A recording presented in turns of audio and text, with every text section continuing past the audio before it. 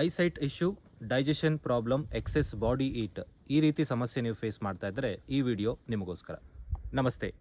GSP Yogashala 40 ದಿನದ ಅನುಷ್ಠಾನದ 11ನೇ ದಿನಕ್ಕೆ ಆತ್ಮೀಯವಾದ ಸ್ವಾಗತ. ಪಂಚಭೂತಗಳಲ್ಲಿ ಮೂರನೇ ತತ್ವ ಅಗ್ನಿ. ಈ ಎರಡು ವಸ್ತುಗಳು ರಬ್ ಆದಾಗ ಹೀಟಿಂದ ಫ್ರಿಕ್ಷನ್ ಆಗುತ್ತೆ. ಸೊ ಅವಾಗ್ಲೇ ಒಂದು ರೂಪ ಕಾಣಿಸ್ಕೊಳ್ಳುತ್ತೆ. ಅದನ್ನು ನಾವು ಅಗ್ನಿ ತತ್ವ ಅಂತ ಕರಿತೀವಿ. ಸೊ ಆಕಾಶದಿಂದ ವಾಯು, ವಾಯುವಿನಿಂದ ಅಗ್ನಿ. ಹಾಗಿದ್ರೆ ಅಗ್ನಿಗೆ ಎಷ್ಟು ಗುಣ? 3 ಗುಣಗಳು. ಒಂದು ಶಬ್ದ, ಎರಡನೇದು ಸ್ಪರ್ಶ, ಮೂರನೇದು ರೂಪ. ಫ್ರಿಕ್ಷನ್ ಆದಾಗ ಶಬ್ದ ಕೇಳಿಸುತ್ತೆ, ವಾಯುವಿನಿಂದ ಸ್ಪರ್ಶ ಸಿಗುತ್ತೆ, ಮತ್ತೆ ಅಗ್ನಿಯಿಂದನೇ ರೂಪ ಕಾಣಿಸುವಂಥದ್ದು. ಅಗ್ನಿ ಶರೀರದಲ್ಲಿ ಕನೆಕ್ಟ್ ಆಗಿರುವಂಥದ್ದು ಕಣ್ಣಿಗೆ ಮತ್ತೆ ಡೈಜೆಸ್ಟಿವ್ ಆರ್ಗನ್ಗೆ. ಯಾಕಂತಿದ್ರೆ ಜಠರಾಗ್ನಿ ಇರುವಂಥದ್ದು ಅಲ್ಲೇನೆ.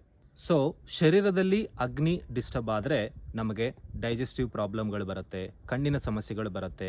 ಲಿವರ್ನಲ್ಲಿ ಹೀಟ್ ಜಾಸ್ತಿ ಆದಾಗ ಅದು ಕಣ್ಣಿನಲ್ಲಿ ರಿಫ್ಲೆಕ್ಟ್ ಆಗುತ್ತೆ.